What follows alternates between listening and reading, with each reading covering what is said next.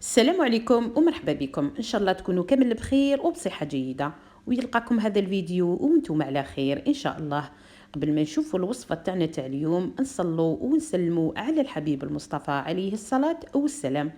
وصفتنا لنهار اليوم بزاف شابة وبزاف بنينة وبسيطة في نفس الوقت. المكونات تاعها تقريبا موجودين في كل بيت جزائري.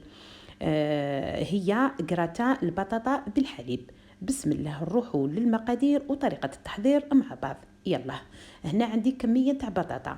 هنا عندي واحد الكيلو هكاك تاع بطاطا بعد ما نقيتها وقشرتها، يعني قشرتها مليح وقطعتها بهذا الشكل اللي راكم تشوفوا فيه، واحد هكذا كيما راكم تشوفوا. ما ديروهاش خشينه وما ديروهاش رقيقه بزاف. هنا عندي البلا اللي راني رايحه نطيب فيه. هنا انا استعملت هذا البلان، نتوما استعملوا اي يعني مول يكون عندكم، سواء تاع زجاج ولا تاع الحديد هذوك عادي، يعني المول اللي استعملتوه هو. درت له شويه زبده، تقدروا ديروا الزيت تدهنوه بالزيت هكذا باه البطاطا ما تتسقمناش في القاع.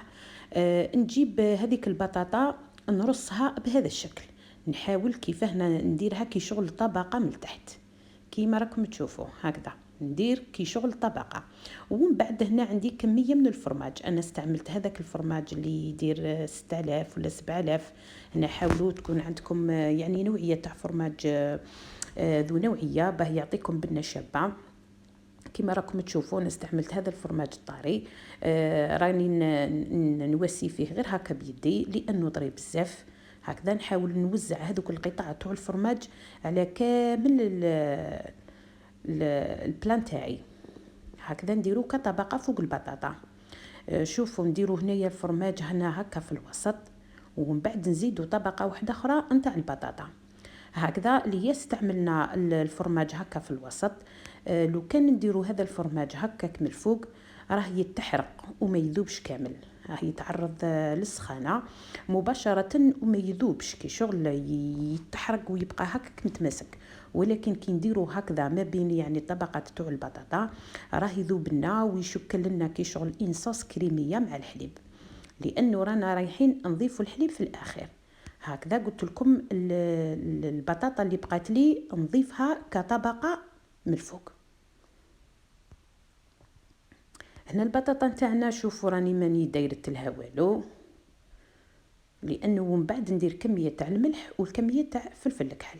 شوفوا هنا في الاخير عندي كميه من الزبده هكذا بنفس الشكل اللي درت فيه الفرماج.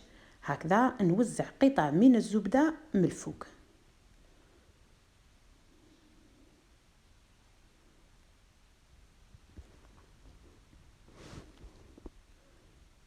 كندير قطع غير صغار ونحاول نوزعهم على كامل المول نتاعي هذيك.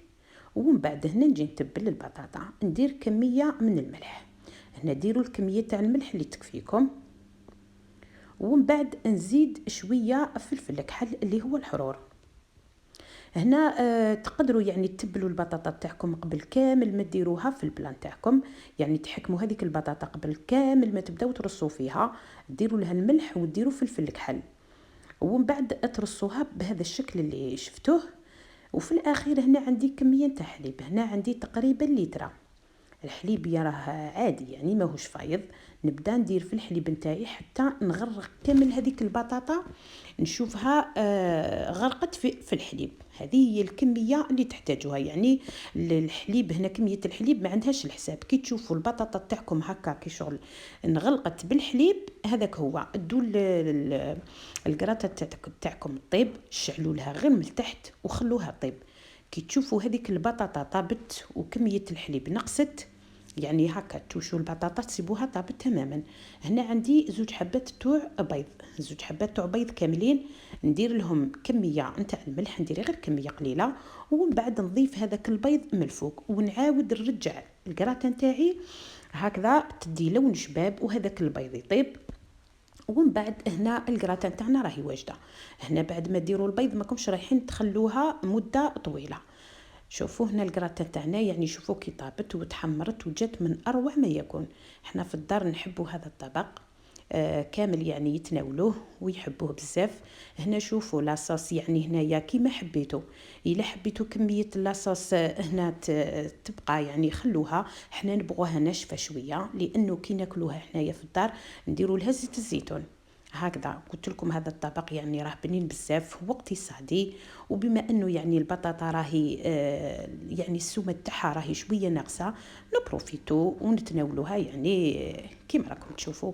هذه هي الوصفه تاعنا تاع اليوم، ان شاء الله تكون نالت اعجابكم ونالت رضاكم، وتجربوا هذه الوصفه راهي سهله واقتصاديه ورانا في وقتها يعني.